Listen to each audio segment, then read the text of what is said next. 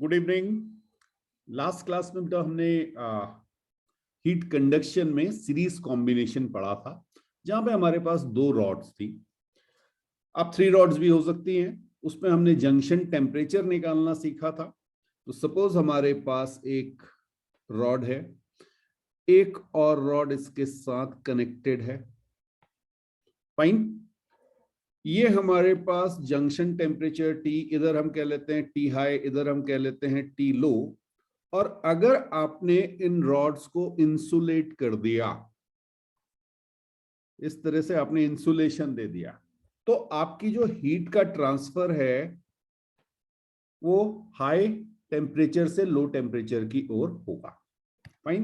इसका हमने आपको सिंपल सा मेथड बताया था। अगर आपको ये लेंथ L1 दी हुई है, ये लेंथ L2 दी हुई है, K1 K2 एरिया A, पहले हमने एरिया कांस्टेंट लिया था, तो हमने आपसे कहा था कि H1 is equal to H2। Heat जो ट्रांसफर होगी वो सीरीज कॉम्बिनेशन में सेम रहती है। जितनी हीट फर्स्ट वाले में फ्लो करेगी वही सेकेंड में फ्लो करेगी, बिकॉज और कोई रास्ता है ही नहीं।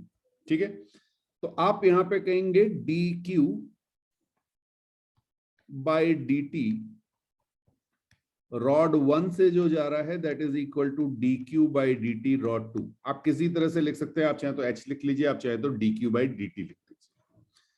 अच्छा, यहीं पे हमने एक टर्म आपको और बताया था, that is r thermal. R thermal को हमने कहा था रो एल बाई ए, जैसे रेजिस्टेंस होता है बिल्कुल वैसे ही आप लिखते हैं एल बाई के ए। एल आपकी लेंथ है, के आपकी कंडक्टिविटी है और ए आपका एरिया है। सीरीज कॉम्बिनेशन में आर इक्वलेंट हमने कहा था R1 प्लस R2, जैसे आपने रेजिस्टेंस करंट इलेक्ट्रिसिटी में पढ़ा था, बिल्कुल उसी तरह से ये कॉन्सेप्ट था। फाइन। अब एक फॉर्मूला आपके पास आ जाएगा, उसको भी लिख लेते हैं। H is equal to delta T upon R thermal. ये याद करने का आसान तरीका आपको बता रहा हूं, और इसी को हम लिख सकते थे delta T by L upon के ए। फाइन। या इसी को आप लिख सकते हैं के ए डेल्टा T बाई L। तो D Q by D T आपका ये आ जाएगा, याद रहेगा। चलिए, तो इसी तरह से अगर आप इसको सॉल्व करेंगे तो आपके पास इक्वेशन आ जाएगी T H minus T upon L1, और यहां पे आपका K1 A that is equal to T minus TL temperature difference divided by L2 K2 A। इससे आप डायरेक्टली T टेम्परेचर कैलकुलेट कर सकते हैं। अब यहां पर हमने आपसे कहा था कि हमारे पास जो एरिया है वो कांस्टेंट, मतलब सेम है। ठीक है, अब हम एक एरिया ऐसा देखेंगे जब हमारे पास एरिया में कुछ डिफरेंस आएगा। तो सीरीज कॉम्बिनेशन का ही क्वेश्चन कर रहे हैं, लेकिन एरिया डिफरेंट लेके। तो बेटा एक एग्जांपल देख रहे हैं। हमारे पास एक फर्नेस है। फर्नेस आपको 300 डिग्री सेंटीग्रेड पे ये आपको फर्नेस दिखाई गई है। यहां पे आपके पास रॉड कनेक्टेड हैं और इनको आपने इंसुलेशन दिया हुआ है। अब इन रॉड्स का एरिया जो है वो डिफरेंट है। ठीक, चलिए इनकी हम आपको कुछ लेंथ दे देते हैं जिससे आप इस क्वेश्चन को सॉल्व कर पाए। सपोज ये आपको 15 सेंटीमीटर दिया हुआ है, ये आपको 10 सेंटीमीटर लेंथ दी हुई है सेकेंड रॉड की। आइस बॉक्स मतलब 0 डिग्री सेंटीग्रेड अगर टेम्परेचर मेंशन नहीं किया गया है। एरिया आपको यहां पे दिया हुआ है, लेट से 1 सेंटीमीटर स्क्वायर। आप चाहें तो 1 मिलीमीटर स्क्वायर भी कर सकते हैं, और ये है आपका 2 सेंटीमीटर स्क्वायर। डबल एरिया है जो आपकी थिक रॉड है उसका। कोई शेप की हमने बात नहीं की। आपको बताना है जंक्शन टेम्परेचर क्या है। ये आपका जंक्शन टेम्परेचर, जहां पे ये दोनों रॉड कनेक्ट हुई हैं, वो जंक्शन टेम्परेचर क्या है। ठीक है, दोनों रॉड को, इस रॉड को मैं 1 कह रहा हूं, इस रॉड को मैं 2 कह रहा हूं। मैं आपको K1 और K2 की वैल्यू दे रहा हूं। K1 आपको मैंने दे दिया है 50 जूल पर MSK, और K2 मैंने आपको दे दिया है 400 जूल पर MSK। जूल पर मीटर सेकेंड केल्विन, या वॉट पर मीटर केल्विन भी आप कह सकते हैं। ठीक है, बिल्कुल सिंपल सा क्वेश्चन है। इस तरह के क्वेश्चन हमने लास्ट टाइम में किए हैं। एक बार कोशिश कीजिए, फिर इसको डिस्कस करते हैं। अब बेटा इसको अगर आपको सॉल्व करना है तो बहुत सिंपल सा कॉन्सेप्ट है। मान लीजिए मैं आपको ग्रीन कलर से दिखा रहा हूं, आपकी जो हीट करंट है वो आपकी फर्स्ट रॉड से जितनी फ्लो करेगी वही सेकंड रॉड से भी फ्लो करेगी। फाइन, तो आपको सिर्फ यहां पर लिखना है H1 is equal to H2। अब जब आप बात करेंगे, आप अलग अलग भी निकाल सकते हैं, आप एक लाइन में भी लिख सकते हैं। आप TH minus junction temperature divided by L1 K1A 1 is equal to T minus T low divided by L2 K2 A2। ये आपका फॉर्मूला आ जाएगा। फाइन, अब देखिए इसमें जब आप टेम्परेचर लिखेंगे तो T हाई आपको पता है 300 है, 300 माइनस T, K1 की वैल्यू आपको दी हुई है 400। ठीक, एरिया आपको दिया हुआ है 2। अच्छा, आप चाहें तो आप यूनिट लिख लीजिए, यहाँ पे 2 सेंटीमीटर स्क्वायर लिखेंगे। ठीक है, ये आपकी SI यूनिट है, तो मैं यहाँ पे इसमें कुछ चेंज नहीं कर रहा हूं, मैं SI लिख दिया मैंने आपको। ठीक है, दोनों साइड एक्चुअल में आप यूनिट सेम रखेंगे तो कोई बहुत ज्यादा फर्क पड़ना नहीं है। यहाँ पे लेंथ आपको 15 सेंटीमीटर दी हुई है। इधर आप देखेंगे तो T माइनस 0 ये आपका आएगा। K2 की वैल्यू कितनी है बेटा? K2 की वैल्यू 400। अच्छा अच्छा, एक मिनट, यहाँ पे ये वैल्यू आपकी 400 नहीं है, 50 है। ये वैल्यू आपकी K1 की वैल्यू 50 दी हुई है। हाँ, ये थोड़ी थोड़ी गलतियां हो सकती हैं। उसके बाद आपको लेंथ जो दी गई है वो 10 सेंटीमीटर एरिया है, सॉरी एरिया है, एरिया आपका 1 सेंटीमीटर स्क्वायर दिया हुआ है, ये मैंने यहां लिख दिया, और यहाँ पे आपको 10 सेंटीमीटर दिया हुआ है, ये आया। अब देखिए centimetre square centimetre square centimetre centimetre cancel, तो मान लीजिए आपने यूनिट का ध्यान नहीं रखा तो भी इसमें गलती नहीं हो पाती। वैसे यूनिट का ध्यान रखना चाहिए, बट यहां पर क्योंकि आप इक्वेट कर रहे हो यूनिट कैंसिल ही हो जानी है। चलिए अब देखें जरा क्या आएगा। ये मेरा 2 यहाँ पे 3, 5 से मैंने कट कर दिया। ठीक है, 50 to the 100 ये मेरा आ गया 4, तो यहाँ पे आपका आया 300 minus T is equal to 2 से ये कटा है 2, हाँ जी 60 आ रहा है। देखिए 3 इंटू 2 60 आ जाएगा। तो यहां से 7T इज इक्वल टू 300, और ये आपको T टेम्परेचर देगा 300 बाय 7, और ये अप्रोक्सीमेटली 43 आ रहा होगा, 42 पॉइंट समथिंग आएगा, तो 43 हम इसको कर लेते हैं।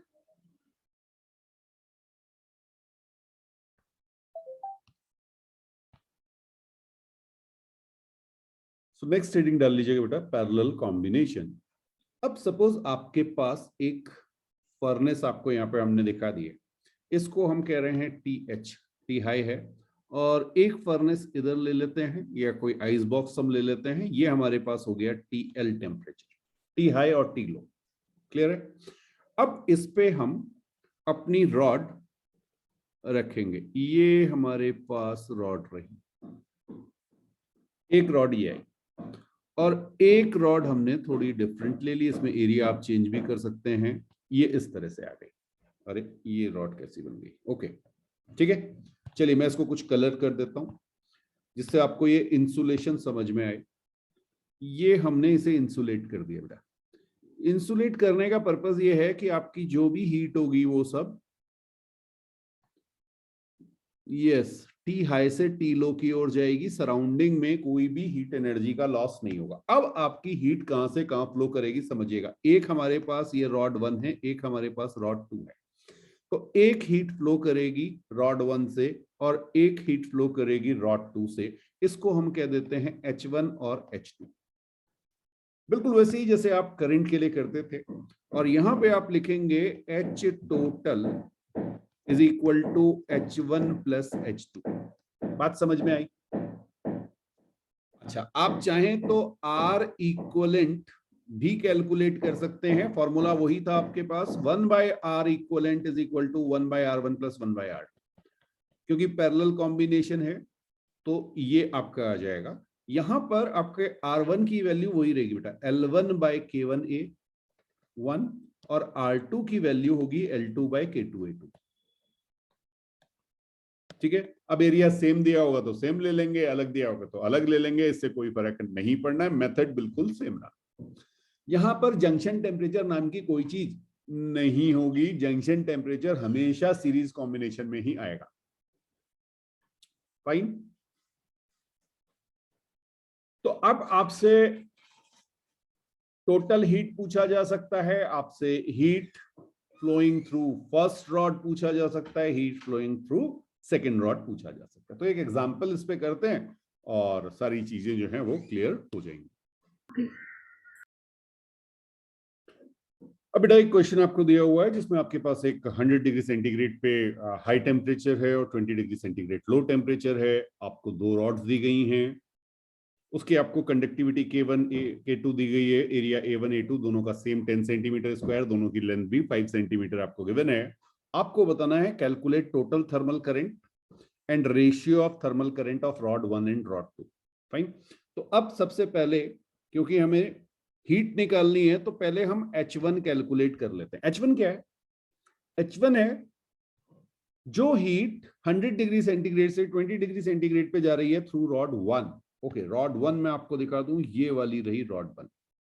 तो आपके पास सीधे सीधे फॉर्मूला आ जाएगा T high minus T low divided by L by KA, और इनकी वैल्यू हम यहां पे रख देते हैं 100 माइनस 20 डिवाइडेड बाय लेंथ जो हमारी है वो 5 सेंटीमीटर दी हुई है, तो 5 इंटू 10⁻⁻²।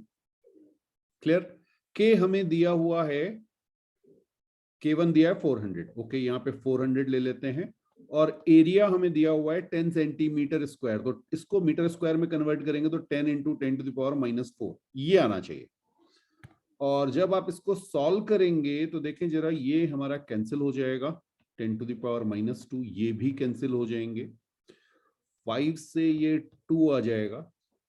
ओके, और ये हमारे पास आ गया 80 इंटू 8 दैट इज 640, और यूनिट हमारी हो जाएगी वॉट। तो H1 हमारे पास आया 640, और H2 जब आप कैलकुलेट करेंगे तो वो 100 माइनस 20, चेंज किस में हो रहा है? लेंथ में कोई चेंज नहीं है, एरिया में कोई चेंज नहीं है, केवल K में चेंज है।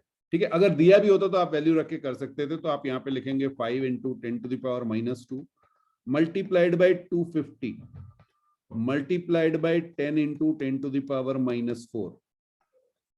अब देखिए यहाँ पे जब आप इसको सॉल्व करेंगे तो ये कैंसिल हो जाएगा आपका 1 0 1 0, ये सब कैंसिल हो जाएंगे।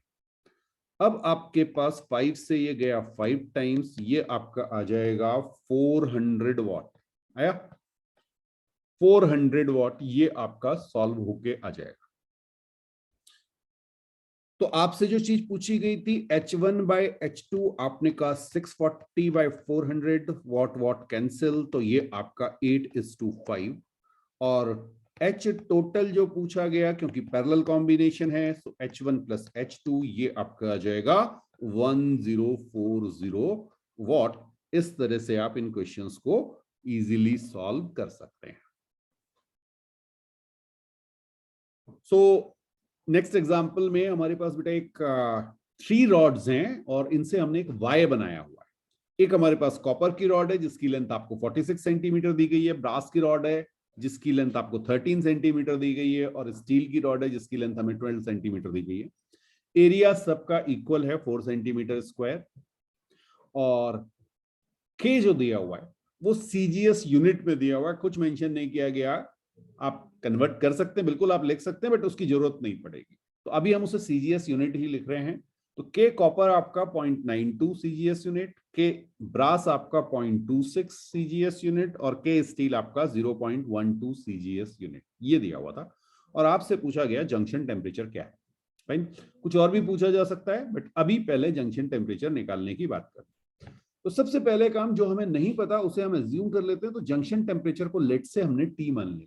अब जरा सोचिए कि क्या होगा, हीट कहां से कहां जाएगी।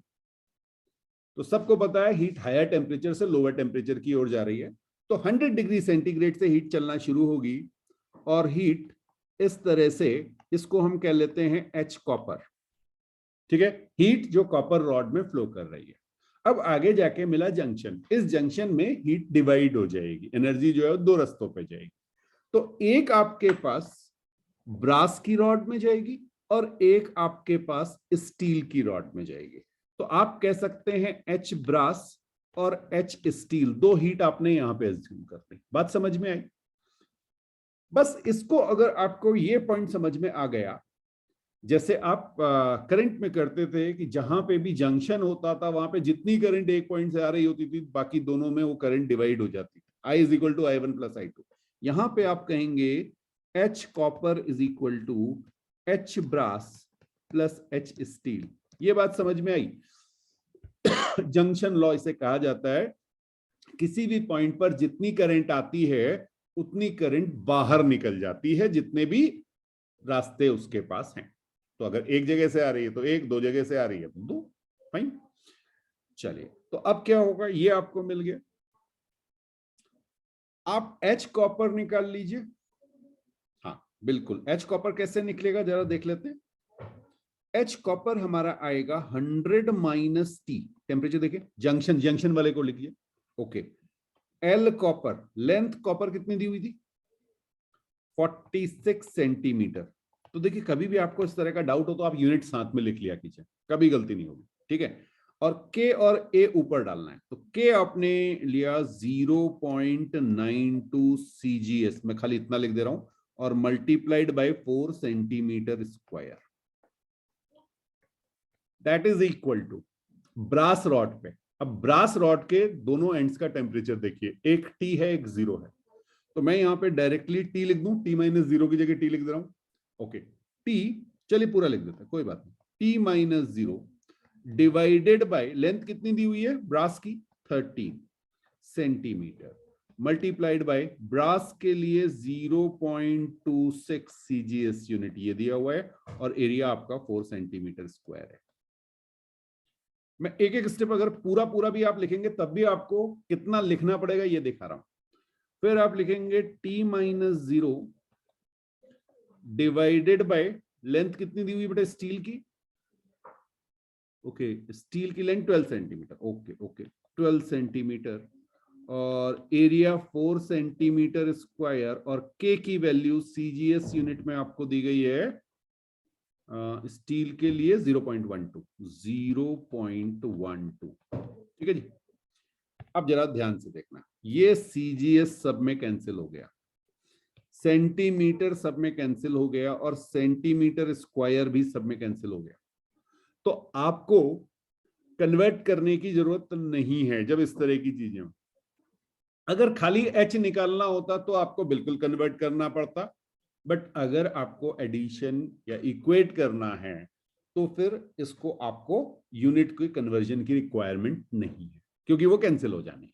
चलिए अब जरा इसे देखें ये कैसे सॉल्व होगा। अब देखिए ये है, मैं यहां से सबसे पहले तो डेसिमल हटा देता हूं, 100 माइनस T इंटू 92/46, अच्छा चलो 100 लिख लो नीचे, कोई बात नहीं, मैं डायरेक्टली भी लिख सकता था बट लिख लो 26/13 इंटू 100, कई बार समझ में नहीं आता कि ये कैसे लिख दिया, प्लस T इंटू 12/100/12, इस तरह से लिखेंगे। और अब देखिए क्या हुआ, इतनी आसान वैल्यूज आपको दी गई थी, 13 से ये 2 आया और ये 46 से 2 आ गया, ठीक है, 100 आपका कैंसिल हो गया। कुछ बात समझ में आई? तो जब आप इसको सॉल्व करेंगे तो ये आपका हो जाएगा 200 minus 2T is equal to 2T plus T, और फर्दर सॉल्व करेंगे तो 200 इज इक्वल टू 5T, और ये आपका T is equal to 40 degree C, ठीक है। तो ये आपका जेई एडवांस, जेई मेंस आ चुका है, एज इट इज कोई भी चेंज नहीं हुआ था, बिल्कुल यही वैल्यूज दी गई थी, इवन CGS यूनिट ही लिखा गया था। अब बेटा सेम क्वेश्चन जो हमने किया था इसमें मान लीजिए मैं यहाँ पे 60 डिग्री और यहाँ पे 40 डिग्री कर दूं, समझ में आ रहा है कुछ? मैंने टेम्परेचर चेंज कर दिया, अभी भी ये क्वेश्चन बिल्कुल वैसे ही सॉल्व होगा। H copper is equal to H brass plus H steel, ठीक है। लेकिन एक चीज का ध्यान रखिएगा, कई बार हमें लगता है ये अब हमारा पैरेलल कॉम्बिनेशन है, नहीं, ये पैरेलल कॉम्बिनेशन नहीं रहा बेटा, ये पैरेलल कॉम्बिनेशन नहीं लगा। जंक्शन रूल तो लगेगा, लेकिन अगर यहां पर टेम्परेचर आपका 60 डिग्री और 40 डिग्री हो गया, इसका मतलब ये पैरेलल नहीं। पैरेलल अगर आपको याद हो तो पैरेलल के लिए ये कंडीशन जरूरी थी कि TH और T लो, इनके बीच दोनों रॉड हो, ये दोनों टेम्परेचर बराबर होने चाहिए। अगर एक रॉड T1 T2 के बीच में है, दूसरी रॉड T1 T3 के बीच में है, तो ये कभी भी पैरेलल नहीं कहलाएगा। पैरेलल की तरह बिहेव करेगा, जंक्शन पे करंट डिवाइड होगी, लेकिन पैरेलल नहीं है। यहां पर R equivalent is R1 in series with R1 parallel R2, ये नहीं होगा, ध्यान रखना, ठीक है। हाँ, तो इसको आप हीट से ही करें तो बेहतर रहेगा। हीट कॉपर, ये वाला जो मेथड मैंने आपको बताया, ये हर जगह वैलिड होगा। अगर आपका डिवाइड हो रही है करंट, तो जंक्शन पे ये जंक्शन लॉ लगा दीजिए कि जितनी करंट एक पॉइंट से आई। अच्छा, इसी में थोड़ा सा चेंज और भी दिखा सकता हूं आपको। अब अगर मैंने मान लीजिए कहा कि ये भी मेरा 100 डिग्री सेंटीग्रेड होगा, ठीक है, अब क्या होगा जरा बताइए। अब आपकी स्टील रॉड में करंट जो है वो डायरेक्शन चेंज हो जाएगा, ठीक। तो अब आप क्या कहेंगे, बिल्कुल वैसे ही लिखेंगे, H copper plus H steel, ये मिलके हो जाएगा जो करंट आपकी H ब्रास में जा रही होगी। ये समझ में आ रहा है? तो इस तरह के क्वेश्चंस आपको मिलेंगे, बहुत easy easy questions, but concept आपको एक ही लगाना है, या तो करंट पूछा जाएगा या आपसे आर थर्मल, कंडक्टिविटी, ये सब चीजें पूछी जा सकती हैं। अभी क्वेश्चन बेटा आपको मिल सकता है, मान लीजिए मैंने आपसे कहा कि ये लेंथ L, कंडक्टिविटी के एरिया, एक रॉड है आपके पास, ओके, रॉड को हम शेड दे दें जिससे आप उसे डिफरेंशिएट कर पाए, ये हमारी रॉड है, फाइन। एक साइड हमने स्टीम जनरेट की हुई है, एक साइड हमने आइस बॉक्स लिखा हुआ है। अब आपको पता है कि आपकी जो हीट है वो इधर जाएगी, अब इसमें हम मिक्स करेंगे कैलोरीमेट्रिक को, ठीक है। आपको पता है ये आइस आपकी, अगर मेंशन नहीं किया गया टेम्परेचर, तो 0 डिग्री सेंटीग्रेड पे है, स्टीम आपकी 100 डिग्री सेंटीग्रेड पे है। अब बहुत ध्यान से समझिएगा बेटा, आप H निकाल सकते हैं, H क्या था, dQ/dt, फाइन। इसको आप क्या लिखेंगे, आप इसको लिखेंगे T high minus T low divided by L upon KA, ये आपका आ जाएगा, ठीक है। अब ये आइस में जो हीट पहुंच रही है, ये क्या करेगी, ये आइस को मेल्ट करना शुरू करेगी। तो आपकी जब आइस मेल्ट होगी तो ये आपकी एल फ्यूजन, ध्यान रखना, कंफ्यूज मत होना, अच्छा चलो कंफ्यूज ना हो इसलिए यहां पे मैं स्मॉल एल कर देता हूं लेंथ को, ये है latent heat, latent heat of fusion, LF dm/dt। ये बात समझ में आई? हमने आपसे कहा था Q is equal to ml, जहां पे L हमारा कांस्टेंट था, यहां पे हम कह रहे हैं फ्यूजन के लिए है, तो Q is equal to ml आ जाएगा। अब अगर मैं dQ/dt से डिफरेंशिएट करूंगा तो वेरिएबल मास है, L तो कांस्टेंट है, तो LF dm/dt, ठीक है। तो डिफरेंशिएशन अप्लाई करके आप एक फॉर्मूला और बना सकते हैं, तो ये आपके पास फॉर्मूला क्या बना जरा देख लीजिएगा, TH minus TL KA by L is equal to LF dm/dt। और इसमें जनरली वो क्वेश्चन पूछते हैं कि किस रेट पे आपकी आइस मेल्ट हो रही है, तो dm/dt जो आपका है, dm/dt that is rate of melting of ice, rate of melting of ice, या वाटर फॉर्मेशन भी आप कह सकते हैं, ठीक है। तो स्ट्रेट क्वेश्चन, यहां से dm/dt की value delta T KA/L into LF, note कीजिए, फिर आगे बात करते हैं। बिल्कुल इसी तरह का एक क्वेश्चन आपको और मिल सकता है, जिसमें आपके पास अगेन स्टीम बॉक्स है, एक रॉड दी हुई है और रॉड कनेक्टेड है, मेटालिक रॉड है जो कनेक्टेड है आयरन बॉक्स के साथ।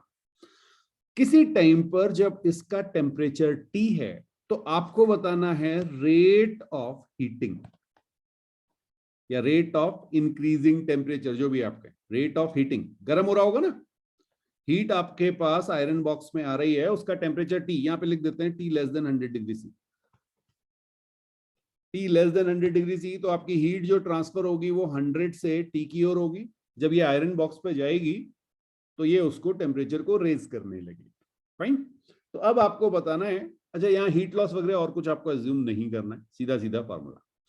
तो अब आपको क्या करना, देखिएगा, फिर से आप कहेंगे H, जो आपका dq बाई dt है, dq बाई dt, ये आपका क्या हो जाएगा, डेल्टा टी, यानी टी एच माइनस, अब जीरो नहीं होके टी हो जाएगा, T H minus T divided by L multiplied by के, ये हमारी हीट आ गई। अच्छा, अब अगर dq by dt temperature change में मैं ले लूं, डिफरेंशिएट कर दूं टेम्परेचर चेंज के लिए, तो ये आपका हो जाता है ms या c, जो भी आप लिखना चाहें, ms dt by dt, small change in temperature divided by small change in time. ये है आपका rate of temperature change, rate of temperature change dt by dt। Clear है? तो बस इन दोनों को इक्वेट कर दीजिए, इस पे भी आपको स्ट्रेट क्वेश्चन मिलता है। तो यहाँ पे ms dt बाई dt, आगे रेडिएशन में हम इसे यूज भी करेंगे। यस, रेडिएशन जब पढ़ेंगे तो इसे यूज भी करेंगे। तो ये फॉर्मूला फिर से आपके पास एक डायरेक्ट फॉर्मूला आ गया। तो एक आपसे पूछा जाता है rate of melting, rate of melting of ice, ये बता दीजिए। और दूसरा आपके कंडक्शन के साथ आ रहा है, तो कंडक्शन और कैलोरीमेट्री दोनों मिक्स होकर एक क्वेश्चन बन रहा है। तो अच्छे क्वेश्चंस में आते हैं, इजी क्वेश्चन से बहुत आसान क्वेश्चन है, सीधे सीधे क्वेश्चन होते हैं। कॉन्सेप्ट आपको लगाना, एक जगह से हीट आ रही है, दूसरी जगह वो मेल्ट कर रही है या टेम्परेचर को चेंज कर रही है। तो dq by dt is equal to ms dt by dt, ये कब आएगा, टेम्परेचर चेंज के केस में, ये वाला जो फॉर्मूला आपके पास लिखा हुआ है। और अगर फेस चेंज हो रहा है तो इसी को आप लिखेंगे L dm by dt। Note कीजिए, फिर आगे बात करते हैं।